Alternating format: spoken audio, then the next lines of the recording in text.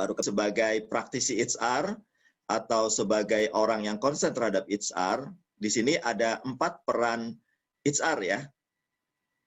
Ya, ada 4 peran HR, yaitu peran strategic partner, peran change agent, peran administrative expert, dan peran employee champion.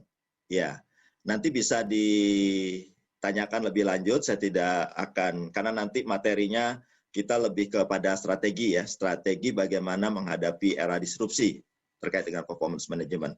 Tapi pada intinya bahwa teknologi itu mempengaruhi proses. Ya, mempengaruhi bisnis proses. Lalu ujung-ujungnya adalah nanti akan mempengaruhi people. Performance management itu adalah performance people. Jadi peran ini sedikit banyak pasti akan terganggu, ya, pasti akan terpengaruh, ya.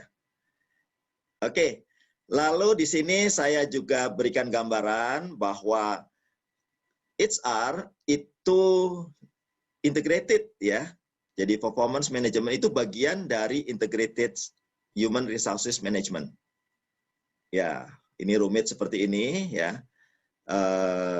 Nanti kita bisa ulas di WA Group ya kalau ada yang kurang jelas ya. Tapi pada intinya bahwa rekan-rekan nanti yang akan jadi fokus pembelajaran adalah yang berwarna merah. Jadi yang business process mapping, accountability mapping, workload analysis, dan performance management. Ya. Jadi ini akan jadi fokus pembelajaran kita. Oke, HR sebagai sebuah siklus, maka dimulai dari mengembangkan kapasitas organisasi, ya, lalu ada meng-attract people-nya, lalu memaintain dan mendevelop people tersebut, lalu memberikan reward. Dan ini akan berbalik seperti ini. Kalau ada pertanyaan, monggo silakan, jangan sungkan-sungkan.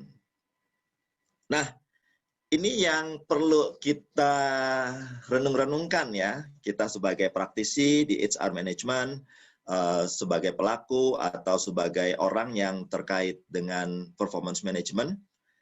Ini pertanyaan yang perlu kita telisik ya. Yang pertama adalah, apakah benar nih bahwa kalau kita bicara performance management, ternyata penyusunan indikator kinerja, ya, penyusunan indikator kinerja saat ini masih manual.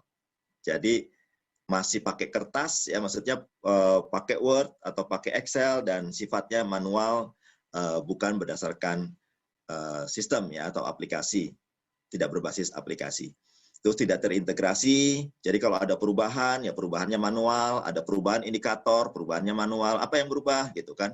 Semuanya dilakukan secara manual.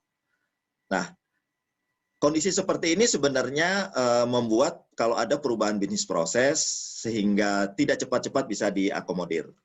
Ya, itu kondisinya. Lalu performance management itu dianggap tidak penting ya. Ada mungkin di perusahaan kita atau di organisasi kita masih menganggap bahwa performance management tidak terlalu penting, terus merepotkan. Nah, ini tantangannya. Ya, ini menjadi tantangan. Padahal sebenarnya adalah tidak bisa dipungkiri bahwa organisasi yang profit oriented tentu mencari profit ya. Setiap organisasi pasti punya tujuan dan tujuan itu pasti harus dibelah-belah ya, harus didistribusikan gitu. Namanya organisasi pasti struktur organisasinya harus didistribusikan. Nah, sebenarnya driver utama bagi organisasi adalah kinerja. Nah, tentu ada sesuatu yang salah nih gitu loh. Ada sesuatu yang salah kalau performance management dalam organisasi dianggap tidak penting. Nah, itu tantangan bagi seorang HR ya. Bagaimana bahwa performance management sesuatu yang penting dan harus dikelola dengan serius. Terus, kalau sebenarnya tujuan dari performance management adalah membuat orang itu termotivasi. Tapi tidak bisa dipungkiri bahwa realitanya malah bisa membuat orang terdemotivasi ya. Ya ini kan ada salah, ada sesuatu yang salah, mungkin ada yang salah dengan prosesnya, sehingga merasa tidak fair, ada orang yang dirugikan, sehingga orang tersebut terdemotivasi. Nah itu ada yang salah. Ya, jadi kalau ada orang yang malah nggak termotivasi, berarti ada yang perlu dibenahi dalam proses performance management. Ini realita praktek performance management di organisasi masing-masing bisa jadi berbeda-beda ya. Alhamdulillah kalau di organisasi rekan-rekan, 3 poin ini positif semua ya, sudah dilakukan semua. Itu sangat positif sekali, sangat baik sekali. Oke, saya lanjut. Karena judul pelatihan ini adalah di era disrupsi. Apa sih yang dimaksud dengan disrupsi? Disrupsi adalah gangguan. Siapa yang mengganggu? Yang mengganggu adalah adanya teknologi. Jadi, teknologi itu mengganggu kita. Mengganggu apa? Mengganggu kenormalan kita. Ya, seperti saat ini, dengan di-trigger oleh adanya COVID, bisnis harus berjalan, kita diganggu ya, diganggu oleh teknologi, kita harus melakukan pelatihan secara online, bekerja secara online, bekerja dari rumah, dan semacam itu. Berarti cara-cara lama itu terdisrupsi dengan adanya teknologi, membuat cara-cara baru. Intinya seperti itu. Nah, ini bentuk-bentuk teknologinya ya yang mengganggu ya di bawah ini. Ya. Nah, rekan-rekan, ya saya kira ini menjadi saksi sejarah ya, saksi sejarah. Dulu BCA, Bank Capek Antri, itu yang paling terkenal ya. Jadi memang kita kalau ke BCA itu wantri ya panjang ya kan. Walaupun pada tahun 98 sudah ada ATM, tapi tetap antri juga ya. Jadi sampai terakhir itu tetap Bank Capek Antri. Saya nggak tahu kondisinya sekarang di Bank BCA karena saya hampir 2 tahun, 3 tahun ini nggak pernah ke BCA, ke Bank BCA ya.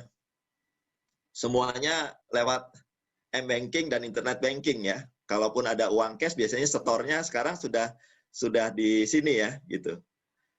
Jadi hampir nggak pernah ke bank tuh gitu ya. Jadi kondisi-kondisi perubahan teknologi ini itu pasti mendisrupsi ya, pasti mengganggu proses bisnis di BCA. Tapi memang sebagai sebuah teknologi yang menguntungkan, ini teknologi kan sebenarnya mengganggu tapi juga menguntungkan ya. Ya, mengganggu mungkin ada orang yang mesti dikeluarkan dan segala macam. Saya pernah jadi saksi sejarah pada saat saya dulu bekerja di internal audit di Alpha Group ya, di Alpha Group tahun 9798 ya, 98 ya, saya di internal audit di Alpha ya, di Alpha Supermarket. Dulu itu ada sebuah bagian namanya di accounting ya, ada namanya tenaga jurnal ya. Jadi dia tugasnya itu menjurnal. Jadi kalau ada transaksi di input di jurnal gitu kan. Dan itu satu lantai penuh orang accounting. Jadi ada sekitar 100-an orang, minimal 100 orang itu di satu lantai itu. Lalu dengan adanya teknologi, jadi perusahaan membeli Oracle ya, sehingga proses penginputan transaksi itu tidak lagi dilakukan secara manual. Nah, saat itu 100 orang itu habis ya. 100 orang habis dengan supervisornya dan segala macam, sehingga mungkin hampir berapa ratus orang itu harus hilang, termasuk yang di cabang-cabang. Jadi di kantor pusat aja 100 orang para penjurnal itu hilang. Ya, dan bisnis prosesnya juga akan berubah. Nah, itu kondisi-kondisi yang berdampak ya, berdampak pada bisnis dan pada ujungnya adalah akan berdampak pada manajemen kinerja. Dan ingat bahwa semakin ke sini perubahan atau dampak akibat dari teknologi itu semakin rapid ya, semakin cepat, semakin dekat-dekat gitu loh. Ada perubahan, perubahan lagi, perubahan lagi, perubahan lagi, seperti itu. Jadi kalau dulu teknologi itu berubah sangat lama, bisa aja 20, 30 tahun, 50 tahun. Sekarang rasanya 2-3 tahun sudah ada teknologi yang baru. 2-3 tahun sudah ada teknologi yang baru. Seperti itu. Sehingga perubahannya terhadap bisnis pasti akan cepat juga. Dan ujung-ujungnya nanti kita sebagai praktisi HR tentu akan berpengaruh terhadap manajemen kinerja.